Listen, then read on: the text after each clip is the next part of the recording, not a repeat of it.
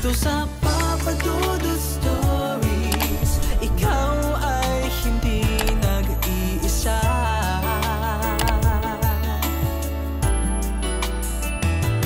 Dito sa Papa Dudut Stories, may nagmamahal sa'yo. Papa Dudut Stories. Papa Dudut Stories. Sa lahat po ng mga nakatutok ngayon, huwag pong kalimutan mag-like, mag-share at mag-subscribe. Maraming salamat po sa inyong lahat.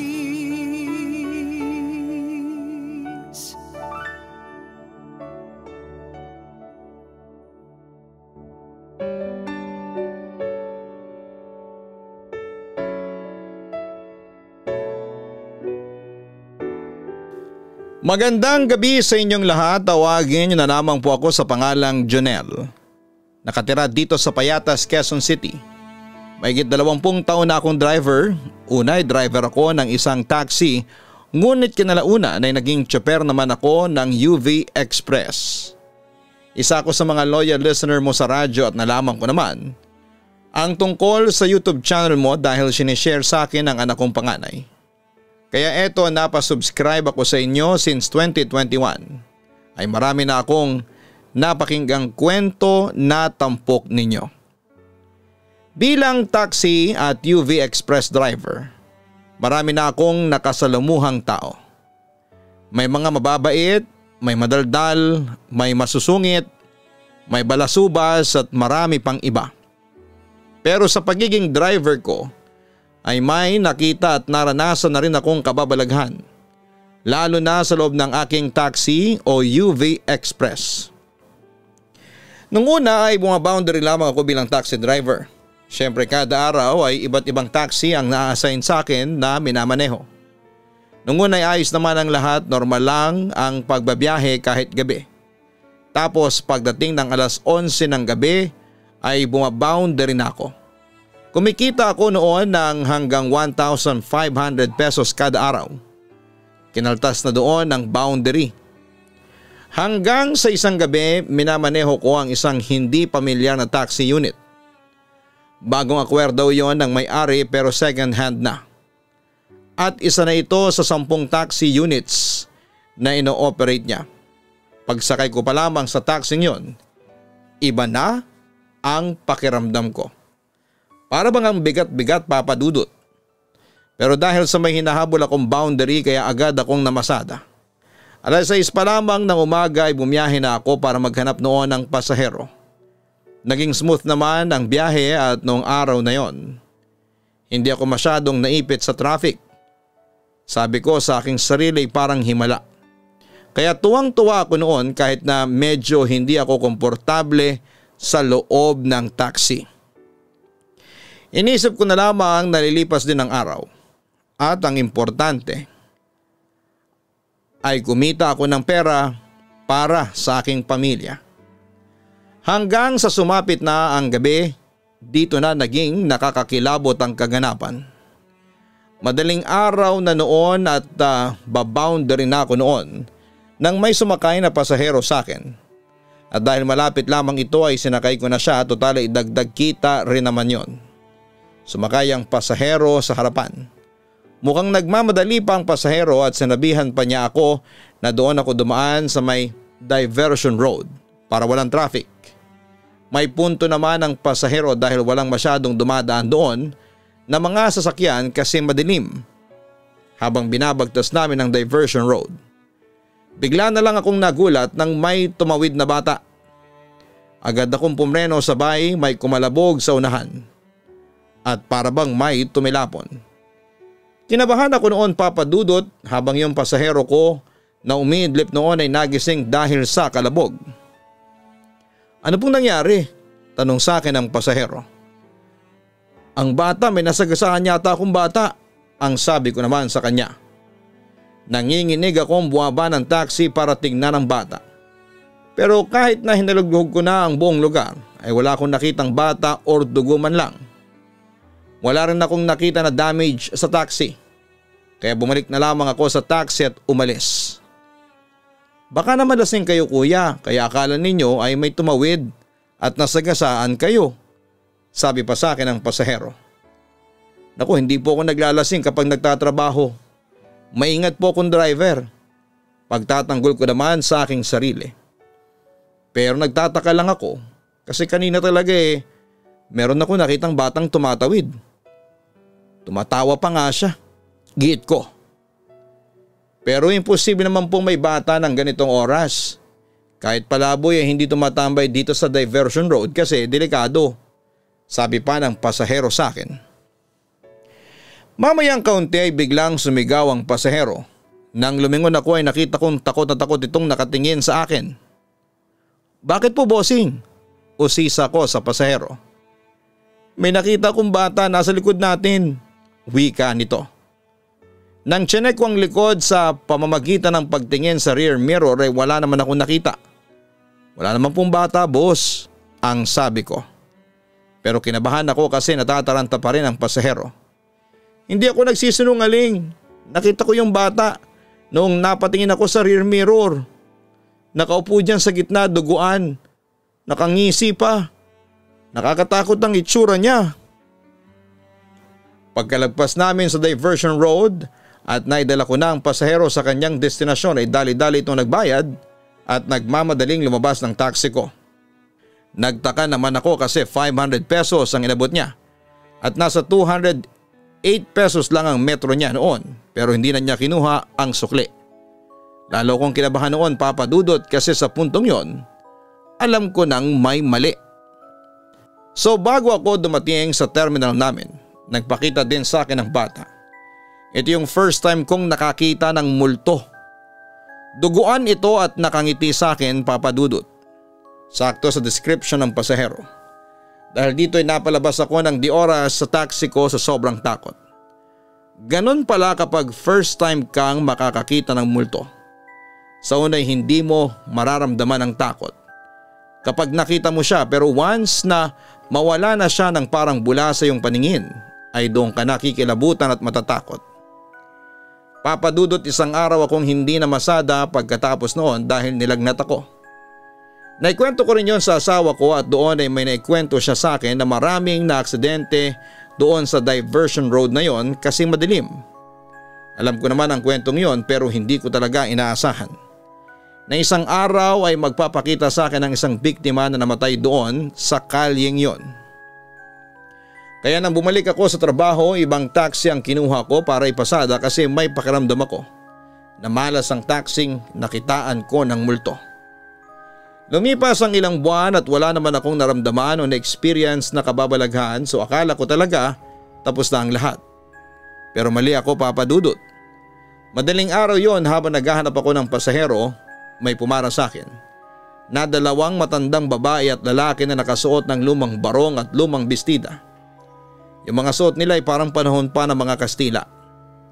Siyempre huminto ako para pasakayin yung dalawang pasahero nang hindi nagsususpecha kasi magaan naman ang ora nila at nagkwekwentuhan pa sila nang huminto ako sa harapan nila.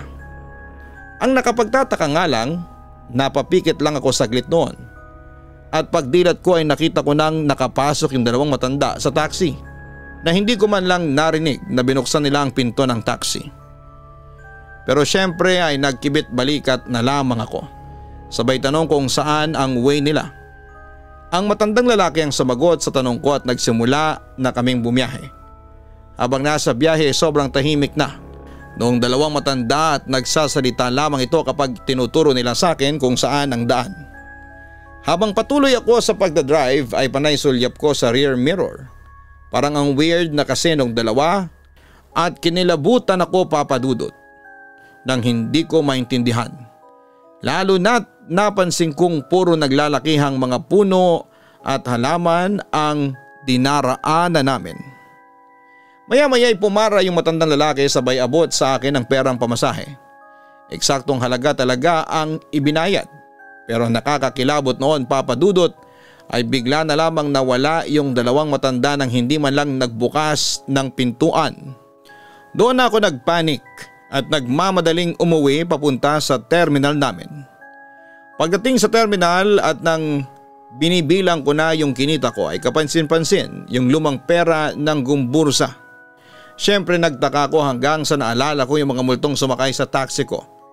Yun siguro ang binayad nila sa akin at hindi ko yun napansin dahil na rin sa naunahan ako ng takot. Kaya nang umuwi naman ako sa bahay, agad kong ikinuwento sa asawa ko ang mga nangyari. Samantala'y marami pa akong mga naranasang kakaiba at nakakatakot habang namamasada ako ng taxi, pero nakalimutan ko na rin dahil sa pagod at mas natatakot ako noon kung wala akong perang maiuuwi para sa pamilya ko. Hindi nagtagal nang medyo nalalaos na ang taxi dahil sa nausong TNVS o yung mga ride booking apps mula taxi ay namasada ako ng UV Express. Ang nakakatuwa dito ay mas malaki ang kinikita ko, pero hindi mahaba at nakakapagod ang biyahe kasi may sinusunod na ruta. Akala ko hindi na ako makakaranas ng kababalaghan kasi yun nga UV Express na at hindi ako nawawala ng pasahero. Pero nagkamali ako, Papa Dudut. Isang gabi galing ako sa airport. Sa loob ng Freeport Zone, yun ang huling pamasada ko para sa gabing yon. At nung oras na yon ay isa lang ang pasahero ko. Isang estudyante na natutulog at nakaupo sa likod ng UV Express. Habang bumabiyahe ako ay napansin kong madilim ang kalsada dahil medyo malayo ang pagitan ng mga poste ng ilaw at bihira lang din ang dumadaan doon tuwing gabi. Habang nagmamaneho ay naramdaman ko na parang may kakaiba sa loob ng UV Express. Pakiramdam ko ay may kasama ako sa loob at may nakatingin sa akin. Chinek ko ulit yung pasahero pero tulog pa rin, pero parang nananaginip ito o binabangungot. Sinubukan kong tawagin para gisingin pero hindi nagising ang estudyante. Mamayang kaunti ay tumahimik ulit ito, Papa Dudut. Nagpatuloy yung nakakakilabot na pakiramdam sa loob ng UV Express. Pero hindi ko na yon pinansin dahil alam ko naman nakasama ko ang Diyos. Mamayang kaunti ay may pumara sa akin na isang lalaki at sa pagtataka ko, imbis na sa backseat ito umupo ay doon siya umupo sa tabi ko, Papa Dudut. Usually kasi sa likod sumasakay ang mga pasahero. Napansin ko na panay tingin ng lalaki sa gawi ko at parang hindi ito mapakali. May sumakay ulit na dalawang lalaki at sa likod na sila umupo at lumingon na naman ang lalaking pasahero sa likod. Nang bumaba ang dalawang lalaki, tinanong ko na yung lalaking pasahero kung bakit hindi siya doon sa likod umupo at kung bakit siya lingon ng lingon doon sa likod. Kanina kasi may babaeng nakaupo doon sa likod, katabi ng estudyante. Nakaputi siya at nakayuko lang. Pero nakakatakot ang aura niya. Alam ko ng multo yun, kaya ako lumingon ay dahil hindi napapansin ng dalawang lalaki yung katabi nila. Nung bumaba na sila, nawala na rin yung babae. Kwento ng pasahero ko. Mamayang kaunti ay nagising na yung pasahero kong estudyante at nagtanong ito kung saan na kami. Sinabi kong wala pa kami sa destinasyon niya. Mamayang kaunti ay kinausap ko yung estudyante. Iho, umuungol ka kanina, parang binabangungot. Sinusubukan kong gisingin ka pero hindi mo ako naririnig, sabi ko sa kanya. Hindi po talaga ako tulog, bossing. Nagtutulog-tulugan lang po ako kasi may katabi akong multo kanina. Mahina at medyo kinakabahan pang sabi ng estudyante. Nagkatingin na naman kami ng pasahero. Nagsasabi ako ng totoo. Nakita ko yung babaeng multo sa tabi ng bata. Aniya. Kaya pala kanina pa ako hindi mapakali dito. Parang may nakatingin sa akin. Yun pala. Kinakabahan ko namang sabi sa kanila. Sabay na buwaba ang dalawang pasahero ko sa huling ruta ko at pagdating ko sa aming terminal, agad ako lumabas ng UV Express kasi nanginginig at hindi maganda ang pakiramdam ko. Pero Papa Dudut, noong nakaparada na yung UV Express ko at wala nang ilaw sa loob ay napatingin ako at kinilabutan. Kasi kahit na nakapark na yung UV Express na pinasada ko ay kitang kita pa rin ang loob nito dahil naiilawan pa ito doon sa terminal. Papa Dudut, nakita ko sa loob ang isang babaeng nakaputi at nakayuko at nakaupo siya doon mismo sa pwesto kung saan ay nakaupo yung estudyanteng pasahero ko kanina. Dahil doon ay napatakbo ako sa takot at agad na umuwi. Pagdating sa bahay ay muli kong kinuwento sa aking asawa ang naranasan ko. Jonel, palagi kang magdarasal kapag nasa biyahe ka. Humingi ka ng gabay sa Diyos na sana'y hindi ka mapahamak habang naghahanap buhay. At ipanalangin mo na sana'y hindi ka niya pabayaan. Na hindi ka maka-experience pa ng mga nakakatakot habang nasa biyahe. Sabi pa sa akin ng asawa kong si Lea. Sa kabilang banda ay sinunod ko naman ang payo sa akin ng aking asawa. Palagi ako nagdarasal sa Diyos na sana ay ingatan niya ako habang nagbabiyahe. Na walang mangyayaring masama o aksidente sa akin habang nasa daan ako. At sa awa ng Diyos ay binantayan niya talaga ako at hindi niya ako nilagay sa alanganin. Samantala itong huling ikukwento ko sa inyo ay nangyari noong mag-field trip ang mga kamag-anak ko. Hindi sumama si Mrs. dahil kailangan pa niyang asikasuhin ang mga anak namin. Hindi na rin sana ako sasama. Pero nakiusap sa akin yung kapatid kong balikbayan na ipag-drive ko sila sa kanilang destinasyon sa beach at nagrenta sila ng isang UV Express sa operator ko. Siyempre ako yung driver. Nangako naman sa akin ang kapatid ko na babayaran niya ako sa gagawin kong serbisyo kaya pumayag na ako. At saka pagkakataon ko nang makipag-bonding sa mga kapatid at pinsan ko na tinuturing kong kabarkada. Everything was smooth nung una. The typical magbabarkada. Maingay, magulo at medyo mainit na din dahil siksikan kami sa sasakyan. Dahil doon ay binuksan ko na lamang yung bintana, total ay gabi naman at malamig ang hangin. Drive lang ako ng drive noon. Hindi ko na alam yung way din. One way ang nabasa kong sign. Medyo binagalang ko noon ang pagpapatakbo noon dahil sa nakasulat. Oy Jonel, bakit bumagal tayo? Tanong ng kapatid kong si Dave. One way tol, saka hindi mo ba nakikita madilim yung daanan? Sagot ko pa noon sa kanya. Ano ka ba adventure to? Tara na. Wika naman ng pinsang kong si Elijah. Kasama niya noon ang asawang si Mika. Kahit ayaw ko ay dinere-diretso ko ang pagmamaneho. Wala talagang makikita sa dinaraan na namin maliban sa mga puno. Medyo creepy ang lugar at madilim. Padilim na ng padilim. Napansin ko din na humupa na ang tawanan sa likuran ko na parang dama na rin nila kung ano bang klaseng lugar ang napasukan namin. Para nang may mali dahil malamig pero hindi naman mahangin. Tumutunog ang mga sanga at dahon ng puno at halaman pero still wala namang hangin. Bukod doon ay nagloloko na bigla ang radio ng sasakyan sa nakakatakot na paraan. Ayoko na, bumalik na tayo. Pagsuko ng isa sa amin, si Ira, ang boyish naming pinsang babae.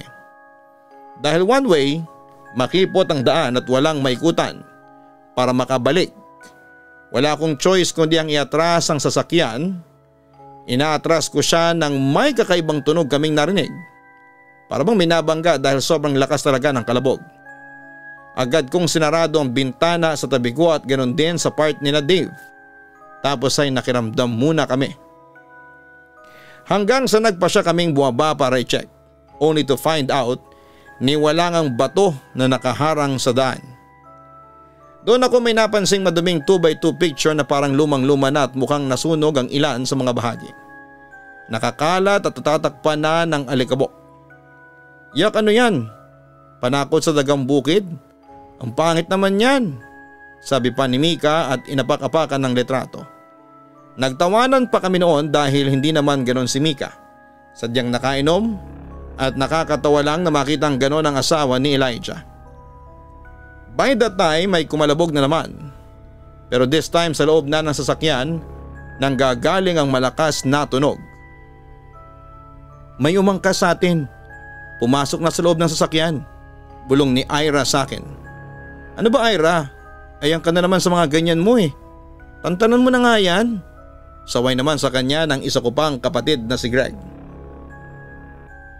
Tinitigan pa niya ako bago na unang sumakay.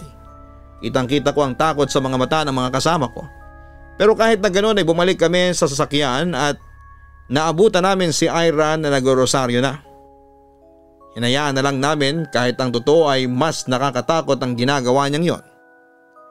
Tila nag-echo naman ang mga katagang yon dahil dinig naming may sumasabay sa kanya sa huling parte. Lahat kami ay natulala noon at tuluyan na ding nagpanik. "Lintik Janelle, bilisan mo!" naibulalas ni Dave sa akin. Pero kahit na anong madali ko sa pagmamaneho ay parang hindi matapos-tapos ang daan na yon pabalik. Lumakas na noon ang hangin at nagloloko na ang makina ng UV Express namin. Kasabay ng isang nakakabinging ingay, lahat kami noon ay taimtim na nanalangin ng mga oras na yon, hoping na matatapos ang kalbaryo namin ng mga sandaling yon. Alam na namin na may kung anong elemento o demonyo ang sumabit sa amin noon at kahit ako ay tahimik na ding nagdarasal noon sa takot. Nanginginig na rin ang mga kamay ko sa manibela pero hindi ko lang pinapahalata. Mamayang kaunti ay nagsimula ng gumana ng maayos ang makina ng kotse at ang radio nito. Wala nang strange noise at wala na rin nagsasalita sa amin bukod na lamang kay Ira na naririnig pa din naming nagro-rosaryo. Inatras ko pa din ang sasakyan ko noon hanggang sa nakapagtataka na may pader nang nakaharang at wala na akong maatrasan. Alam ko sa sarili kong dire-diretso lang ang daan at supposed to be ay highway na ang lalabasan namin. Pero hindi.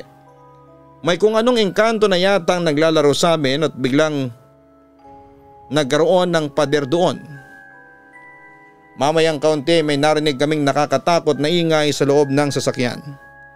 Napatingin kaming lahat kay Ira na narinig naming malutong na tumatawa na. Pero nang lingunin namin siya ay wala na siyang malay at dumudugo pa ang ilong niya. Akala ko noon ay nagpapanik lahat pero hindi ko akalaing walang magsasalita sa amin habang naririnig yung nagdarasal na hindi namin malaman kung saan ang gagaling. Parang lahat kami nasarado ang bibig ng mga oras na yon at nawala ng boses. Walang choice noon at dire-diretso ko na lamang ulit na minaneho ang sasakyan. Ilang oras din akong nagdadrive noon at halos 5 o 6 ata. Hindi ko na po nabilang. Tumatakbo pa din ang sasakyan na halos wala ng gas sa totoo lang. Hindi ko na kunestyon o sinasabi pa sa iba dahil magdadagdag lamang yon ng takot sa kanila. Pagkatapos ng mahabang biyahe nakita ko ang highway. Doon na nagsisigaw ang mga kasama ko. Nagmumurahan na at hindi ko madistinguish kung sadyang relief lang ba sila or what or takot pa din ba. Medyo lumuwag din ang feeling ko noon. Akala ko dahil nakalabas na kami pero talaga palang lumuwag yung sasakyan. At sa pagkakatanda ko ay siksikan kami nung una pero napakadaming space. Mamayang kaunti ay nagkamalay na ulit si Ira. Napahinga naman ako ng malalim at kinumusta siya. Pero sabi lang niya sa akin ay wala na raw yung mga kasama naming multo at elemento sa loob. At sa puntong yon ay inamin na ni Ira sa amin na meron pala siyang third eye. At nakita niya noong lumabas kami ng sasakyan ay pumasok ang 4 na elemento sa sasakyan. Mga pangit daw ang itsura nito at may sungay pa. Siyempre kinilabutan kaming lahat. Kaya sa huli hindi na tinuloy ni Dave ang outing namin at sa halip ay umuwi na lamang kami ng gabing yon. Papadudot ilan lamang ito sa mga naranasan kong kababalaghan sa taxi at UV Express. Alam kong ang iba sa inyo ay hindi maniniwala pero totoo po ang lahat. Marami pa nga akong gustong i-share sa inyo pero sa susunod na lamang na araw. At nasa inyo na lamang talaga kung maniniwala kayo o hindi. Hindi ko kayo pinipilit. Papadudot hanggang dito na lamang ang liham ko at maraming salamat at isang magandang gabi sa inyong lahat. Lubos na nagpapasalamat, Janelle. Maraming salamat Janelle sa iyong kwentong ibinahagi mo sa amin. Maraming taxi drivers and UV Express drivers na ang sumulat sa aming programa at nag-share din sila ng kanilang nakakatakot na experiences. Ang maganda sa iyo kahit ano pang nakakatakot ang iyong na-encounter ay hindi ka nakakalimot sa Panginoon. Oo, ang panalangin sa Panginoon bago bumiyahe ay isang paraan para makaligtas at labanan ang kapahamakan. Dahil kailanman ay hindi tayo hahayaang malagay sa panganib dala ng puwersa ng kadiliman. At sa mga nagmamaneho nating mga ka-online, ugaliin nating maging responsable lalo na sa daan para maiwasan ang aksidente at pagkawala ng buhay. Maging tapat din tayo sa ating mga pasahero at siguraduhin natin ang kanilang kaligtasan habang hinahatid natin sila sa kanilang destinasyon. Kaya sa mga drivers dyan, mabuhay kayo at patuloy na makinig sa Papa Dudut Stories YouTube channel.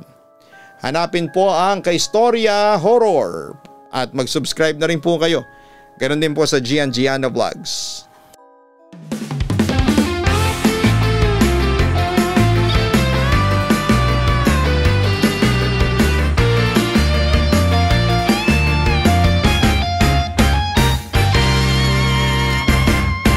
Hanap mo ba'y manok na masarap?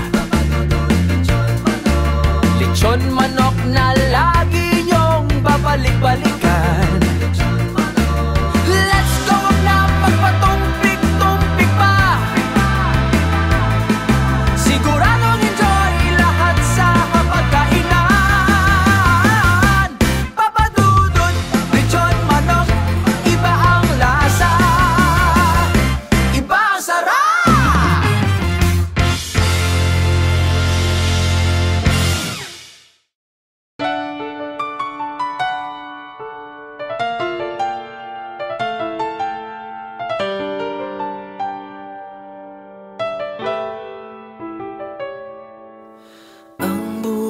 Ay mahiwaga, laging may lungkot at saya. Sa Papa Dudut Stories, laging may karamay ka.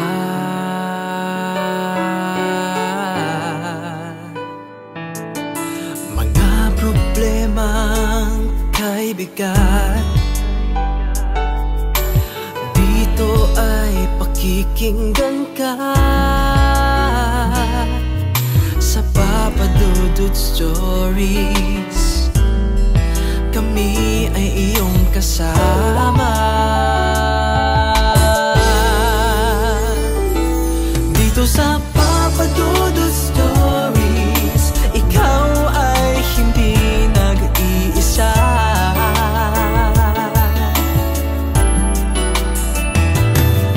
Sa Papa Dudut Stories, may nagmamahal sa'yo.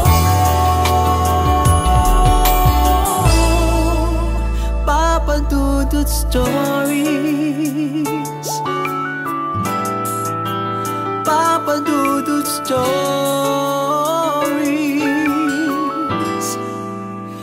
Papa Dudut Stories.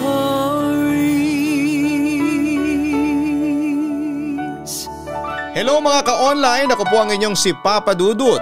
Huwag kalimutan na mag-like, mag-share at mag-subscribe. Pindutin ang notification bell para mas maraming video ang mapanood ninyo. Maraming salamat po sa inyong walang sawang pagtitiwala.